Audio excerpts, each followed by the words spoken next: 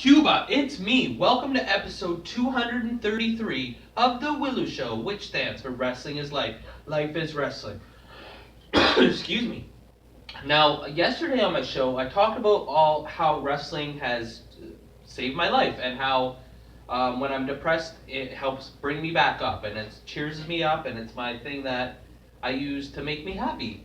But there's also times that I get down from wrestling, and I'm sure this happens to anybody.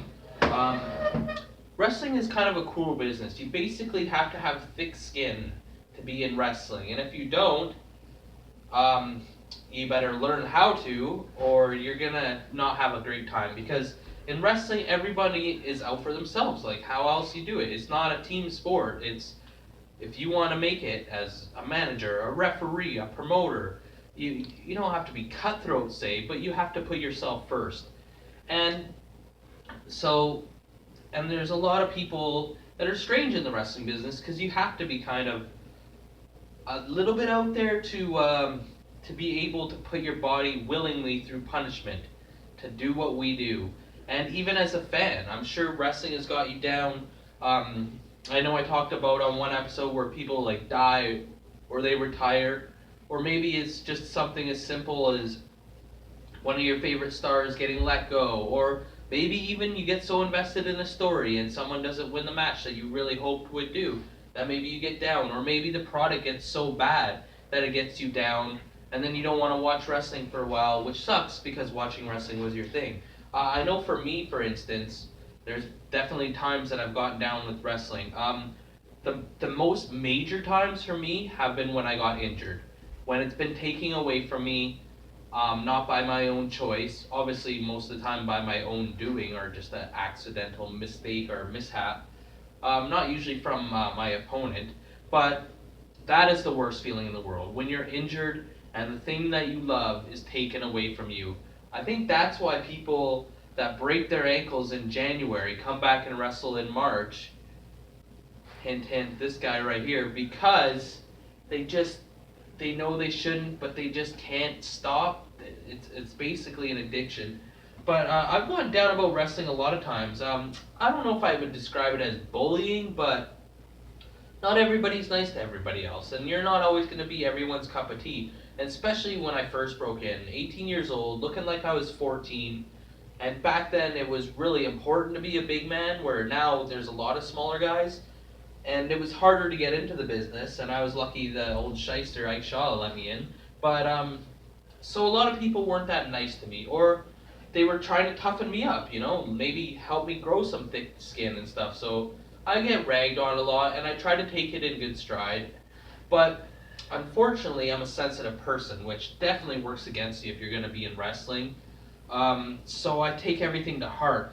The other times that I get really down about wrestling is based on my own performance.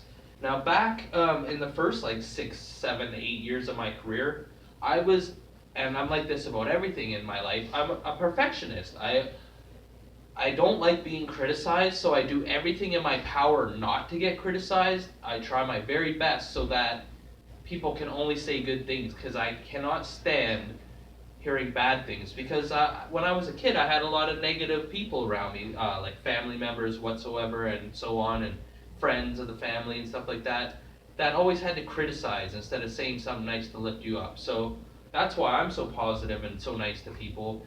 But so in wrestling, when I hear criticism, even though sometimes they're just trying to help me, or even when I'll go to the vets and ask their criticism, and especially from the fans, like, getting into wrestling, I mean, you got to be a good guy or a bad guy, but regardless, some people are gonna like your wrestling and some people are not. You're going out in front of a live crowd; they can say whatever they want, and they do.